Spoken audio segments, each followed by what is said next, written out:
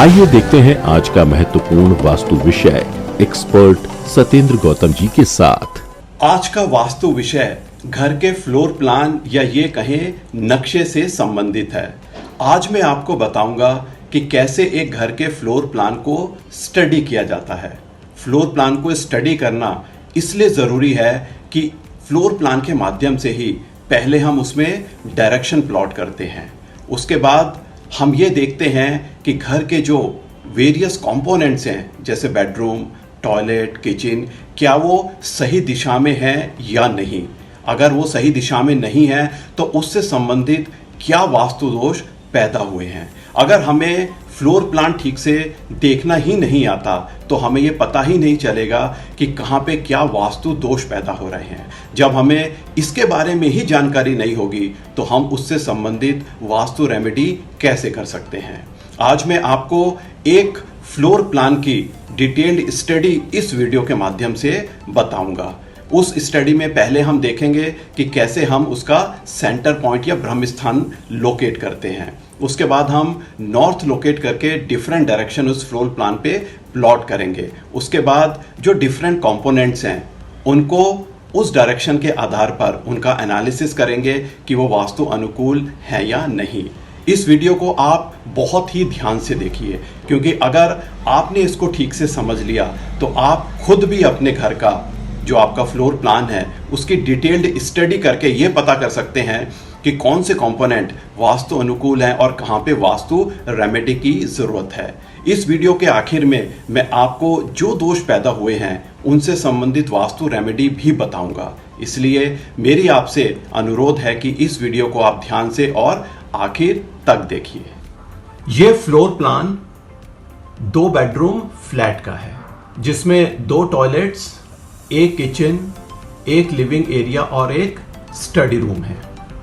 आज हम इस फ्लोर प्लान की डिटेल स्टडी में देखेंगे कि इस घर के जो कंपोनेंट्स हैं क्या वो वास्तु अनुकूल सही दिशा में हैं, क्या इसमें ऐसे भी कंपोनेंट्स हैं जो सही दिशा में नहीं हैं और वो वास्तु अनुकूल नहीं है जिससे उस दिशा में वास्तु दोष पैदा हो रहा है। और मैं आपको ये भी बताऊंगा कि उन वास्तु दोषों को दूर करने की क्या वास्तु रेमेडी है। सबसे पहले हम इस फ्लैट का सेंटर लोकेट करेंगे। सेंटर लोकेट करने के बाद हम इस फ्लैट का नॉर्थ डायरेक्शन पता करेंगे। नॉर्थ पता करने के बाद हम जो दूसरी दिशाएं हैं उन दिशाओं को इस फ्लैट पे प्लॉट करेंगे। इस फ्लैट का सेंटर पता करने के लिए सबसे पहले हम चारों दिशाओं में जो कॉर्नर्स हैं उनके बारे में पता करेंगे। और आप ये देख सकते हैं ये फ्लोर प्लान बहुत ही इर्रेगुलर शेप है। यहाँ पे चारों दिशाओं में जो कॉर्नर्स हैं वो गायब हैं। सबसे पहले सेंटर पता करने के लिए हम कॉर्नर पता करेंगे। उसके लिए हम हर दिशा की जो सबसे बाहरी डायमेंशन या दीवार है उसको हम एक्सटेंड करेंगे। यहाँ पे हम इसको एक्सटेंड करेंगे। इसी तरीके से यहाँ पे हम ये एक्सटीरियर वॉल या डायमेंशन है इसको एक्सटेंड करेंगे। यहाँ पे लिविंग एरिया की इस वॉल को हम एक्सटेंड करेंगे और इस दिशा में जो स्टडी रूम है उसकी इस वॉल को एक्सटेंड करके हम इसको एक रेगुलर शेप देंगे। इस फ्लोर प्लान को एक रेगुलर शेप देने के बाद हमें 4 कॉर्नर्स मिलेंगे और अपोजिट कॉर्नर्स को हम जब मिलाएंगे तो हमें इस घर का सेंटर मिल जाएगा। सेंटर लोकेट करने के बाद हम सेंटर में मैग्नेटिक कंपास रख के इस फ्लैट का नॉर्थ लोकेट करेंगे और नॉर्थ के बाद बाकी दिशाएं इस फ्लोर प्लान पे हम प्लॉट करेंगे। ये देखिए हमने इस लाइन को एक्सटेंड करा, यहाँ पे इसको एक्सटेंड करा और यहाँ पे ये एक्सटीरियर डायमेंशन को एक्सटेंड करा और यहाँ पे जो स्टडी रूम की एक्सटीरियर वॉल है डायमेंशन उसको एक्सटेंड करके हमें चारों कॉर्नर्स मिल गए हैं। अब हम अपोजिट कॉर्नर्स को ज्वाइन करेंगे जिसको हम डायगोनल कहते हैं। और जब हम अपोजिट कॉर्नर्स को ज्वाइन करते हैं तो ये जो हमें इनका क्रॉस मिलता है, जो इनका इंटरसेक्शन पॉइंट है वो घर का सेंटर है। इसको हम ब्रह्म स्थान कहते हैं। जब मैंने इस घर के इस सेंटर में मैग्नेटिक कंपास रखा तो मुझे नॉर्थ डायरेक्शन यहाँ पे मिला, तो मैंने इस नॉर्थ डायरेक्शन को यहाँ पे प्लॉट कर दिया। आप जब घर में मैग्नेटिक कंपास अपने रखेंगे तो क्योंकि ये हमें दूरी मिल गई है कि इस दीवार से सेंटर हमारा कितनी दूरी पे है और इस दीवार से हमारा सेंटर कितनी दूरी पर है, ये नाप के हम घर का एक्चुअल सेंटर हमें पता चल जाता है। तो हमें घर के फ्लोर पे मैग्नेटिक कंपास रखना है और फिर देखना है हमारा नॉर्थ कहाँ है। ये मैंने इस फ्लैट में अभी करा है और मैंने ये नॉर्थ लोकेट कर लिया। नॉर्थ लोकेट करने के बाद मैंने यहाँ पे नॉर्थ के अपोजिट साउथ, देन ईस्ट और ये वेस्ट, इनके जो मिड पॉइंट है ये नॉर्थ ईस्ट हो गया, ये साउथ ईस्ट, ये साउथ वेस्ट और ये नॉर्थ वेस्ट। अब हम इस फ्लोर प्लान को जो 8 दिशाएं हैं उसको इक्वल पार्ट्स में डिवाइड करेंगे, क्योंकि 8 दिशाओं का फ्लोर किसी भी घर के फ्लोर प्लान में इक्वल प्रोपोर्शन होता है। उसके लिए हम ये जो दूरी है इसको 3 हिस्सों में डिवाइड करेंगे और इस दूरी को 3 हिस्सों में डिवाइड करेंगे। उसके बाद हमें 9 ग्रिड मिलेंगे। हर दिशा का एक ग्रिड होगा जिससे हमें ये पता चलेगा कि ये नॉर्थ है, कहाँ से कहाँ तक नॉर्थ है। वो जो उसका ग्रिड होगा वो जब हम इस पूरे फ्लोर प्लान को 9 ग्रिड में डिवाइड करेंगे तो हमें पता चलेगा नॉर्थ का ग्रिड कौन सा है, ईस्ट का कौन सा है, साउथ का कौन सा है, वेस्ट का कौन सा है। इसी तरीके से नॉर्थ ईस्ट, साउथ वेस्ट और नॉर्थ वेस्ट, साथ ही साथ ब्रह्म स्थान, सबके हमें अलग अलग ग्रिड मिल जाएंगे। उसके आधार पर फिर हम इस फ्लोर प्लान को डिटेल में स्टडी करेंगे। आप देख सकते हैं इस फ्लोर प्लान को हमने 9 इक्वल ग्रिड में डिवाइड कर दिया है दिशाओं के अनुसार। ये आप देख सकते हैं नॉर्थ का ग्रिड, ये नॉर्थ ईस्ट का ग्रिड, ये ईस्ट दिशा का ग्रिड है, ये साउथ ईस्ट, ये साउथ, ये ग्रिड साउथ वेस्ट का, ये वेस्ट का और बीच का ग्रिड ब्रह्म स्थान का। अब हम देखते हैं इस घर के जो डिफरेंट कंपोनेंट्स हैं वो वास्तु अनुकूल हैं या नहीं, उनकी हम डिटेल में स्टडी करते हैं। पहले हम बात करते हैं नॉर्थ डायरेक्शन की। नॉर्थ डायरेक्शन में यहाँ पे मास्टर बेडरूम है। नॉर्थ दिशा को वास्तु के अनुसार हल्का होना चाहिए। मास्टर ऑफ द हाउस जब इस दिशा को ऑक्यूपाई करता है तो नॉर्थ दिशा हैवी हो जाती है, जिससे कि नॉर्थ दिशा में वास्तु दोष पैदा हो जाता है। नॉर्थ दिशा अपॉर्चुनिटी की दिशा है, ये धन की दिशा है, स्वास्थ्य और समृद्धि की दिशा है। नॉर्थ दिशा में मास्टर बेडरूम के होने से जो नॉर्थ दिशा हैवी हो गई है उससे घर के सदस्यों को इनसे संबंधित समस्याएं आने लगती हैं। अगली दिशा हम देखते हैं नॉर्थ ईस्ट, जिसको हम ईशान कॉर्नर बोलते हैं, जो कि ईश्वर की दिशा है। नॉर्थ ईस्ट ज्ञान की दिशा है, विद्या की दिशा है, नॉलेज, प्रॉस्पेरिटी, अपॉर्चुनिटी और स्वास्थ्य की दिशा भी है। इस घर में आप देख सकते हैं नॉर्थ ईस्ट पूरा कट है। ये एक बहुत बड़ा वास्तु दोष है, जिसकी वजह से घर के सदस्यों को इस दिशा से संबंधित समस्याएं आने लगती हैं। अगली दिशा हम देखते हैं जहां पे ईस्ट डायरेक्शन में बेडरूम है और किचन है। ईस्ट दिशा सूर्य की दिशा है। इस दिशा में अगर बच्चों का बेडरूम है या एल्डर्स का बेडरूम है तो ये बहुत ही शुभ माना जाता है, इसलिए ये बेडरूम वास्तु अनुकूल है। किचन का जो कि अग्नि जोन है, ईस्ट सूर्य दिशा में होना ठीक माना जाता है। किचन की आइडियल दिशा है साउथ ईस्ट, जो कि अग्नि जोन है, लेकिन ईस्ट में भी किचन होना ठीक माना जाता है। यहाँ पे हम देख सकते हैं खाना बनाते वक्त फेस नॉर्थ दिशा में है, तो ये गैस की लोकेशन बिल्कुल ठीक है। अगली दिशा साउथ ईस्ट अग्नि की दिशा है। अग्नि की दिशा काफी कट है। अग्नि धन का प्रतीक है, अग्नि स्वास्थ्य का प्रतीक है। इस घर में साउथ ईस्ट कट होने का अर्थ घर के सदस्यों को धन से संबंधित समस्या, कैश क्रंच, लिटिगेशन, एक्सीडेंट्स की समस्याएं आने लगती हैं। अगला हम देखते हैं ब्रह्म स्थान में टॉयलेट। ब्रह्म स्थान जो कि घर की नाभि माना गया है, ये पूरे घर की समृद्धि और स्वास्थ्य के लिए बहुत ही महत्वपूर्ण दिशा है, जो कि आकाश तत्व को रिप्रेजेंट करती है। इस दिशा में टॉयलेट जो कि अशुद्ध क्षेत्र माना जाता है होने से ये इस क्षेत्र में बहुत बड़ा वास्तु दोष पैदा करता है। अगली हम साउथ दिशा में देखते हैं लिविंग एरिया। साउथ दिशा यम की दिशा है। पूरे घर में साउथ नॉर्थ से हैवी होनी चाहिए। लिविंग एरिया का इस दिशा में होने का अर्थ है साउथ दिशा हल्की हो गई, जो कि एक वास्तु दोष पैदा होता है इस घर में।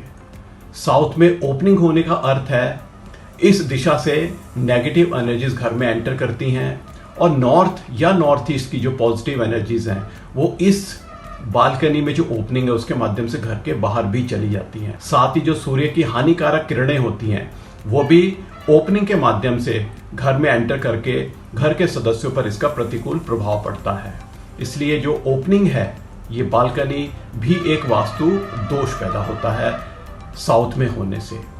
अगला हम देखते हैं साउथ वेस्ट नैऋत्य दिशा, जिसका तत्व पृथ्वी है। ये दिशा घर के सदस्यों को स्टेबिलिटी देता है। यहां पे हम देख सकते हैं एंट्री है साउथ और साउथ वेस्ट के बीच में, जो कि एक वास्तु दोष माना जाता है। साउथ वेस्ट कट है, जिससे घर के सदस्यों को स्टेबिलिटी, धन की समस्या और रिलेशनशिप इशू आने लगते हैं। साउथ वेस्ट में स्टडी रूम है। स्टडी रूम साउथ वेस्ट में ठीक नहीं माना जाता है। अगली दिशा पश्चिम दिशा, हम देख सकते हैं घर में पूरी कटी हुई है।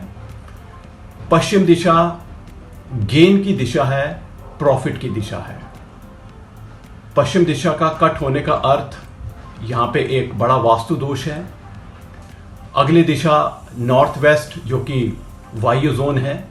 टॉयलेट का यहां होना वास्तु अनुकूल माना जाता है, लेकिन नॉर्थ वेस्ट वायु जोन का काफी पोर्शन कट है।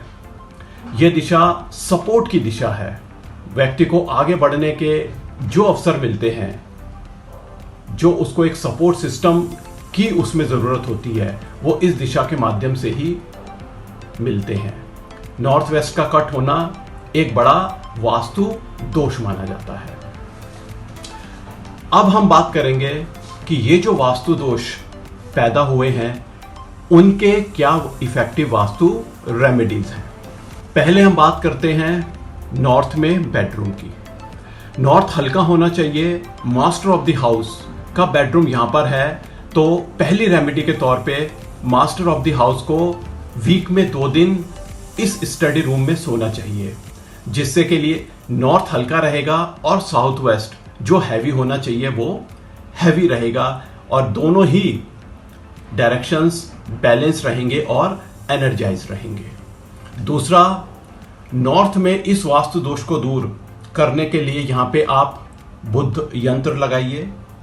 इसके साथ साथ ये जो बालकनी है यहां पे आप ग्रीन प्लांट्स लगाइए, जिससे कि नॉर्थ बैलेंस रहेगा और एनर्जाइज रहेगा। अगली दिशा की बात करते हैं नॉर्थ ईस्ट, जो कि बिल्कुल यहां पे कट हम देख सकते हैं। इसको हमें फिल करना है, क्योंकि ये बहुत बड़ा वास्तु दोष माना जाता है। इसके दोष को दूर करने के लिए यहां पे बृहस्पति यंत्र लगाना बहुत ही उत्तम माना जाता है। इसके साथ साथ आप यहां ईस्ट और नॉर्थ की वॉल पे मिरर लगाइए सीलिंग से टच करते हुए, जिससे कि ये जो ओपनिंग है, ये जो कट एरिया है, ये फिल हो जाएगा और नॉर्थ ईस्ट एनर्जाइज रहेगा। यहां पे अगर जगह है तो यहां पे ग्रीन प्लांट्स लगाइए और वाटर फाउंटेन, ये भी इस दिशा को एनर्जाइज और बैलेंस करने के लिए बहुत इफेक्टिव वास्तु रेमेडी है। ईस्ट में हमें कोई रेमेडी करने की जरूरत नहीं है, क्योंकि यहां पे बेडरूम और किचन सही दिशा में है। अगली हम बात करते हैं अग्नि दिशा की, साउथ ईस्ट की। यहां पे हम देख सकते हैं अग्नि दिशा बिल्कुल यहां पे कट है। इसको अग्नि दिशा में जो यहाँ इम्बैलेंस पैदा हुआ है उसको दूर करने के लिए यहाँ पे आप शुक्र यंत्र लगाइए। ये बहुत ही उत्तम रेमेडी है साउथ ईस्ट के दोष को दूर करने के लिए। इसके साथ साथ ये जो ईस्ट की वॉल है और ये जो साउथ की वॉल है, यहाँ पे आप पिरामिड्स लगाकर इन वॉल को पुश करिए जिससे कि ये जो कट है पूरा दूर हो जाए। एक और रेमेडी के तौर पर आप यहाँ पे ग्रीन प्लांट्स रखिए। यहाँ पे आप रेड कलर यूज करिए वॉल में जिससे कि ये एनर्जी यहाँ पे जो बैलेंस होनी चाहिए वो इस अग्नि कलर के माध्यम से साउथ ईस्ट जोन में बैलेंस हो जाती है और ये कट का जो दोष पैदा है वो दूर हो जाता है।